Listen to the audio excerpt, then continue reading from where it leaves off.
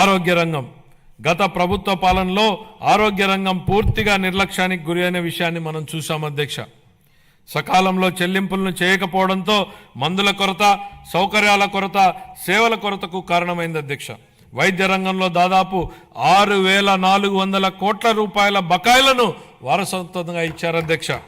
దీనిలో 1,624 కోట్ల రూపాయలను చెల్లించి తిరిగి గాడిలో పెట్టేటువంటి ప్రయత్నాలు ప్రారంభించాం. నిర్లక్ష్యానికి గురైన వైద్యారోగ్య రంగాన్ని గాడిలో పెట్టడమే కాకుండా ఈ శాఖకు సంబంధించి ప్రజారోగ్యానికి సంబంధించి మేనిఫెస్టోలో ఇచ్చిన హామీలను అమలు చేస్తున్నాం.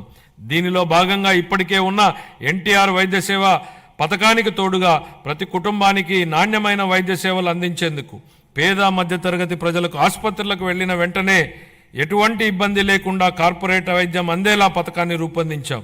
దీనిలో భాగంగా ప్రతి కుటుంబానికి 25 లక్షల రూపాయల ఆరోగ్య బీమా పథకాన్ని అందుబాటులోకి తీసుకొచ్చేందుకు మా ప్రభుత్వం ప్రణాళికలు చేపట్టింది. ఈ ఏడాదిలోనే ఈ పథకాన్ని అమల్లోకి తేనున్నాం. దీంతో పాటు ఆసుపత్రుల్లో మందుల సరఫరా, మెరుగైన వైద్య సేవలు, పారిశుద్ధ్యం వంటివి ఇప్పటికే చేపడుతున్నాం అధ్యక్ష. 25-26 ఆర్థిక సంవత్సరానికి వైద్య ఆరోగ్య మరియు కుటుంబ సంక్షేమ శాఖకు 19,264 కోట్ల రూపాయల కేటాయింపును ప్రతిపాదిస్తున్నాను అధ్యక్ష. పంచాయతీరాజ్ మరియు గ్రామీణాభివృద్ధి గ్రామాలు శక్తి సంపన్నమై స్వయం సమృద్ధి మరియు సాధికారతలతో తొలతూగకపోతే దేశాభివృద్ధి అసంపూర్తిగానే ఉండిపోతుంది. దీన్ దయాళ్ ఉపాధ్యాయ అన్న మాటలు అధ్యక్ష. గ్రామీణ ప్రాంతాల అవసరాలను తీర్చాల్సిన గురుతర బాధ్యతను గత ప్రభుత్వం విస్మరించింది. రహదారులు, తాగునీటి వంటి కనీస అవసరాలను పొందడం ప్రజల హక్కు అయినప్పటికీ గత ప్రభుత్వం వీటిపై దృష్టి పెట్టలేదు. స్థానిక సంస్థల నిధులను పక్కదారి పట్టించడం వల్ల మన రాష్ట్ర గ్రామీణ ఆర్థిక వ్యవస్థలపై ఇది ప్రభావం చూపి గ్రామ పంచాయతీల హోదాను దిగజార్చింది. గౌరవనీయ ఉప ముఖ్యమంత్రి శ్రీ పవన్ కళ్యాణ్ గారి మార్గదర్శకంలో ప్రజల జీవన ప్రమాణాలు మెరుగుపరచాలనే లక్ష్యంతో మా ప్రభుత్వం గ్రామీణాభివృద్ధిలో ముందడుగు వేస్తోంది. ప్రజల చురుకైన భాగస్వామ్యంతో మా ప్రభుత్వం సమగ్ర గ్రామ పంచాయతీ అభివృద్ధి ప్రణాళికలను రూపొందించి గ్రామాలలో సిమెంట్ రోడ్లు, తార్ రోడ్లు, పశువుల పాకలు తదితర 30,000 పనులకు మంజూరు చేయడం జరిగింది. 4,300 కిలోమీటర్ల మేరకు మంజూరైన సీసీ రోడ్లలో ఇప్పటికే 3,000 కిలోమీటర్ల రోడ్లు పూర్తయ్యాయి. మరో 1,300 కిలోమీటర్ల మేర రోడ్లు తుది నిర్మాణ దశలో ఉన్నాయి.